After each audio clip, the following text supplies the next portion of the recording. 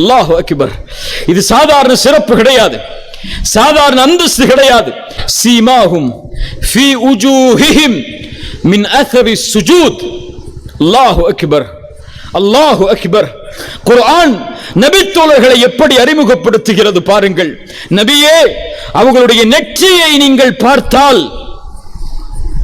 அவர்களுடைய நெற்றியை நீங்கள் பார்த்தால் சுஜூதின் அடையாளங்களை பார்ப்பீர்கள் நபியே.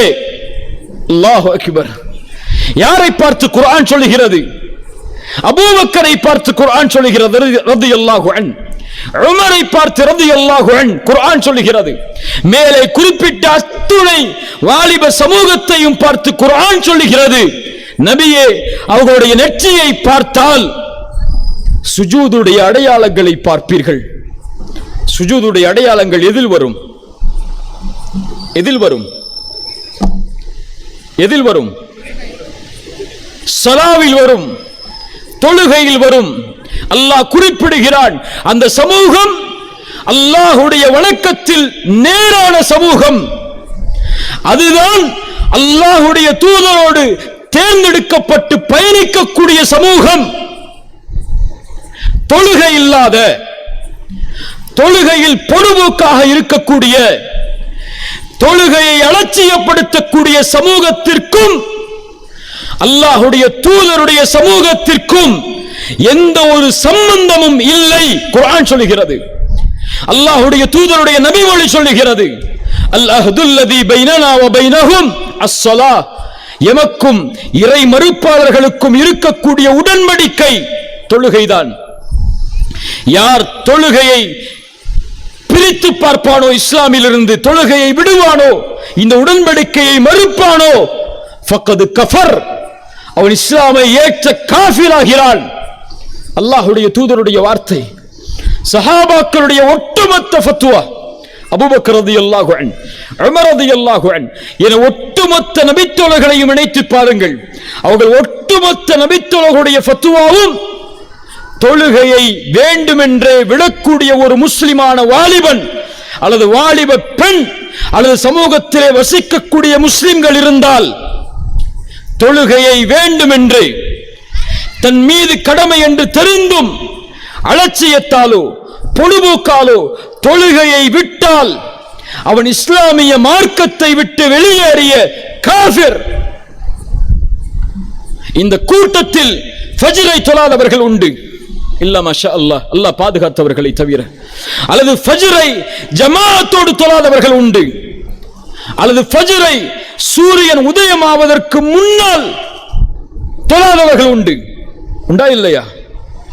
அலட்சியத்தில், உறக்கத்தில், எந்தவித தயாரிப்பும் இல்லாமல் அலட்சியத்தோடு சூரியன் உதயமானதற்கு பிறகு எழுந்து ஏதோ கடமையை நிறைவேற்றுவதற்காக ஃபஜ்ரை தொழுதவர்களும் இங்கு உண்டு. இல்ல மாஷா அல்லாஹ், அல்லாஹ் பாதுகாத்தவர்களை தவிர. உங்களுக்கெல்லாம் தெரியுமா குர்ஆனுடைய தீர்ப்பென்ன தெரியுமா? நபித்தோழர்களுடைய தீர்ப்பென்ன தெரியுமா?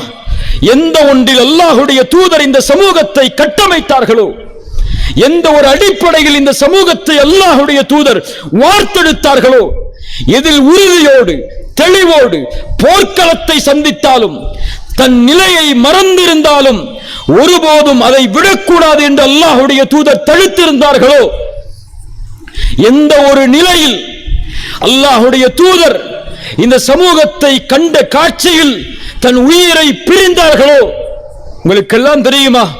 அல்லாஹ்வுடைய தூதருடைய கடைசி பார்வை இந்த சமூகத்தின் மீது. அனஸ் இப்னு மாலிக் ரலியல்லாஹு அன்ஹு அவர்கள் சொல்லுகிறார்கள், அல்லாஹ்வுடைய தூதர் நோய் படுக்கையில் தொழுகை நடத்த முடியவில்லை. அபூபக்கரை தொழுகை நடத்த கூறுமாறு அல்லாஹ்வுடைய தூதர் ஏவி பல வக்துகள் கடக்கிறது. அல்லாஹ்வுடைய தூதருடைய வருகை எதிர்பார்த்து ஒவ்வொரு வக்தையும் தொழுது கொண்டிருக்கிறார்கள் நபித்தோழர்கள். கடைசி தொழுகை, அல்லாஹ்வுடைய தூதர் தொழுத தொழுகையின் கடைசி காட்சி. அல்லாஹ்வுடைய தூதர் அபூபக்கருடைய தலைமையில் நாங்கள் தொழுது கொண்டிருக்கும் போது அல்லாஹ்வுடைய தூதர் தங்களுடைய அறையின் அந்த திரையை கொஞ்சம் அகற்றினார்கள். அகற்றும் போது எங்களுடைய முகமெல்லாம் உள்ளமெல்லாம் அல்லாஹுடைய தூதர் வரப்போகிறார்கள் என்ற மகிழ்ச்சியில் ஆனந்தம் அடைந்தது. தொழுகையில் சலசலப்பானோம். அல்லாஹுடைய தூதரை நான் பார்த்தேன். அவர்களுடைய முகத்தை இறுதியாக அவர்கள் முகமெல்லாம் புன் சிரிப்பை சிரித்தவர்களாக, மகிழ்வின் ஆனந்தத்தில் உச்சத்தில் தொட்டவர்களாக அல்லாஹுடைய தூதர் புன் சிரிப்போடு அந்த திரையை மீண்டும் மூடினார்கள். அதற்கு பிறகு அல்லாஹுடைய தூதரை நாங்கள் உயிரோடு பார்க்கவில்லை. இன்னா லில்லாஹி வ இன்னா இலைஹி ராஜிஊன். அல்லாஹுடைய தூதருடைய கடைசி பார்வை அந்த சமூகம் எதில் நிற்கும் போது தொழுகையில். இந்த சமூகத்தை பார்த்தால் உயிரை தியாகம் செய்வதல்ல, உடைமைகளை தியாகம் செய்வதல்ல, ஊரை தியாகம் செய்வதல்ல, தன் நாட்டை துறப்பதல்ல, அல்லது தன் உறவுகளை வெட்டி வாழ்வதல்ல. அல்லாஹுடைய தூதருடைய கட்டளையால் எந்த தியாகமும் இல்லாமல் வெறும் ஒரு நாளில் 5 வக்து தொழுகைகளை கூட நேரத்தை பேணி தொழக்கூடிய சமூகமாக ஒரு சமூகம் உருவாகவில்லை என்றால், அல்லது உருவாக்கவில்லை என்றால், அந்த சமூகம் வெற்றி அடைவதோ, கண்ணியத்தை அடைவதோ, உயர்வை அடைவதோ, அல்லது எதிரிகளுடைய சூழ்ச்சியில் அகப்படுவதை விட்டு வெற்றி அடைவதோ நடப்பதெல்லாம் பகல் கனவை கண்டு அந்த சமூகம் மடிவதை தவிர வேறு வழி கிடையாது. அல்லாஹ் குர்ஆனிலே சொல்கிறான், நபியே, ஃபഖலஃப மின் பஅதிஹிம் கல்ஃபுன், பின்னால் வரக்கூடிய மக்கள், உங்களை பின்தொடர்ந்து வரக்கூடிய மக்கள், அதாஉஸ்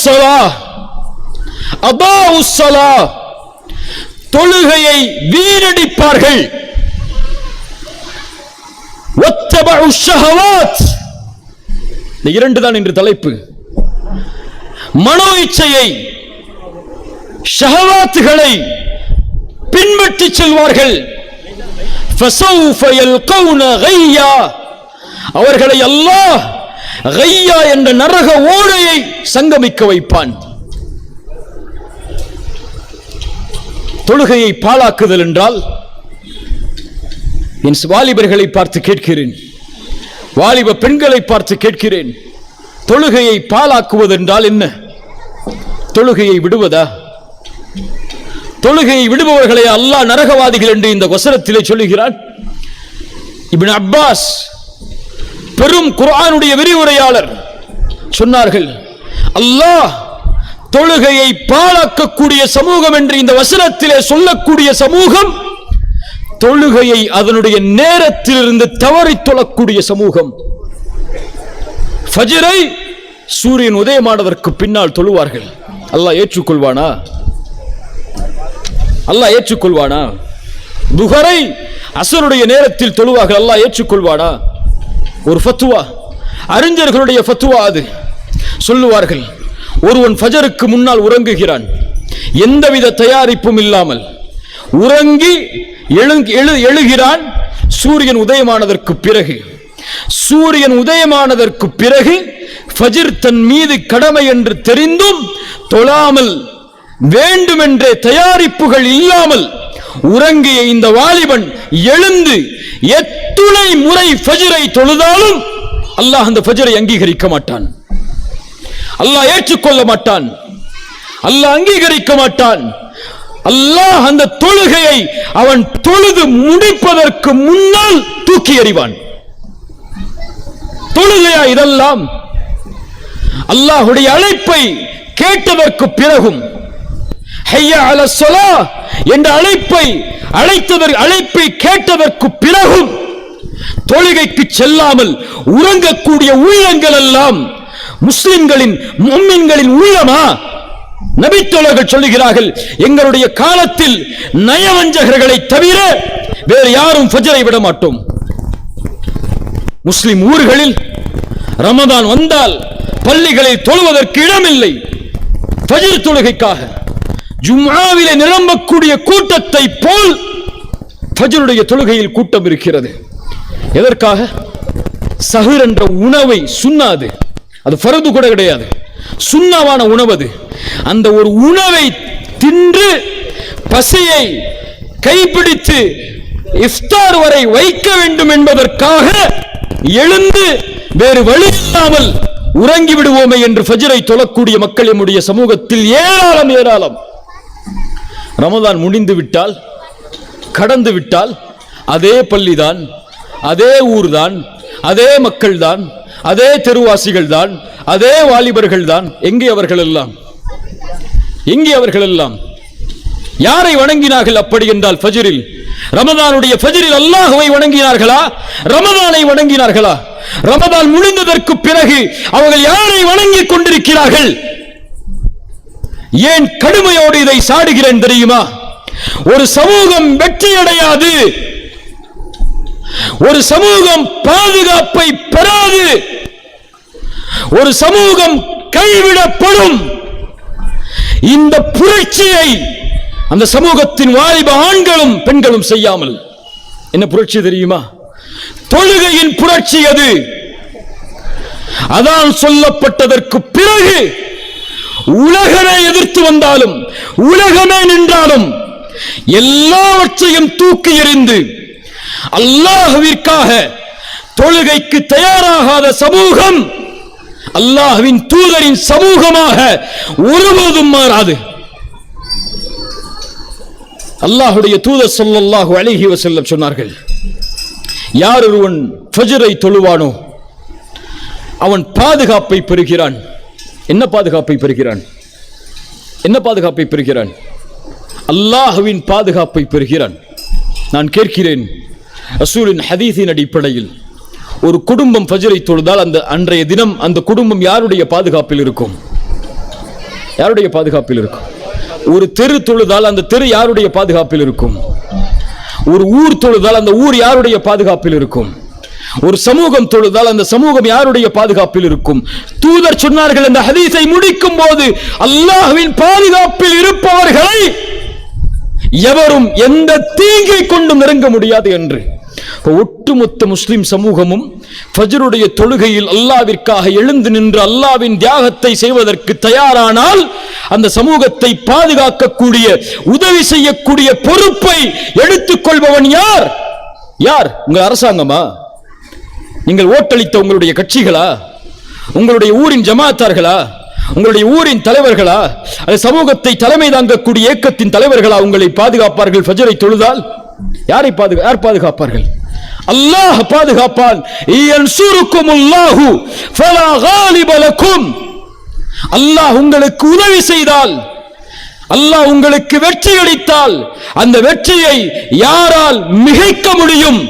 குர்ஆன் கேட்கிறது. ரசூலுல்லாஹி ஸல்லல்லாஹு அலைஹி வஸல்லம் சொன்னார்கள், யார் தொழுகையை பாதுகாப்பாரோ அவர் நாளை மறுமையில் வெளிச்சத்தோடு, அல்லாஹ்வின் உதவியோடு, சாட்சியோடு, வெற்றியோடு வருவார்.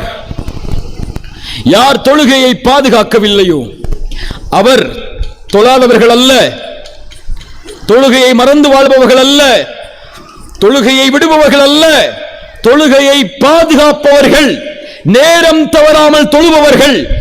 யார் நேரம் தவறாமல் தொழுதார்களோ அவர்கள் நாளை மறுமையில் வெற்றியாளர்கள்.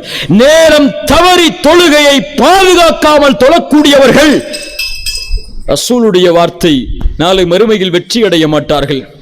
அல்லாஹ்வின் உதவி கிடைக்காது, அல்லாஹ்வின் சாட்சி அவர்களுக்கு கிடைக்காது.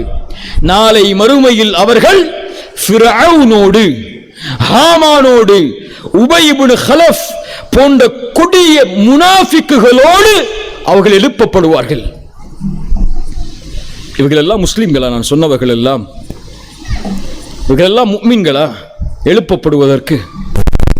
இவர்கள் காஃபிர்கள், இவர்கள் முனாஃபிக்குகள்.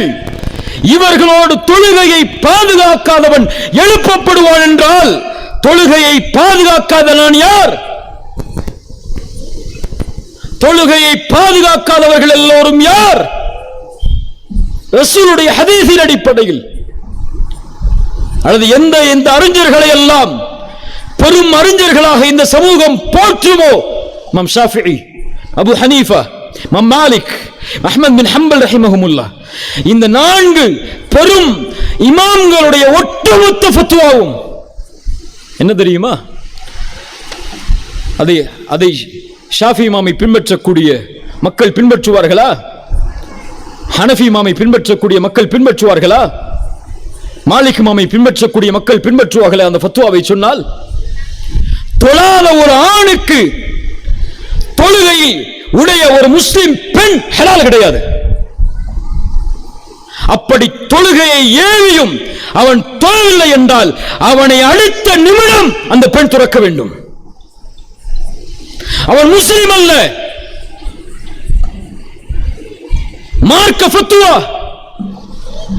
தொழுகை இல்லாமல் ஒருவர் மரணித்தால் அவரை முஸ்லிம்களுடைய கபரிஸ்தானில் அடக்கம் செய்யக்கூடாது. முஸ்லிம்கள் தங்களுடைய சொத்தை பங்கு வைக்க கூடாது. பின்பற்ற முடியுமா? தொழுகை எல்லாம் இன்று தொழுகையை விடுவதெல்லாம் இன்று என்ன குற்றம்? என்ன குற்றம்? ஒரு ஐபிஎல் மேட்சை பார்ப்பதற்காக தொழுகையை விடக்கூடிய முஸ்லிம் வாலிபர்கள் எத்தனை பேர் இங்கே?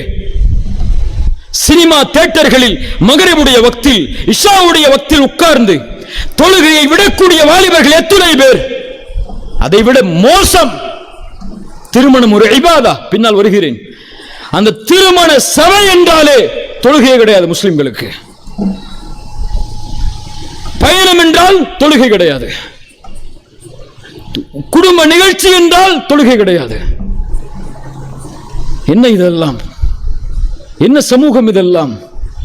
ரசூலுல்லாஹி ஸல்லல்லாஹு அலைஹி வஸல்லம் அவர்களுடைய நபித்தோழர்களுடைய முதல் அடையாளமாக குர்ஆன் சொல்லக்கூடிய அடையாளம், அவர்களுடைய நெற்றியை பார்த்தால் சுஜூதுடைய அடையாளங்களை பார்ப்பீர்கள்.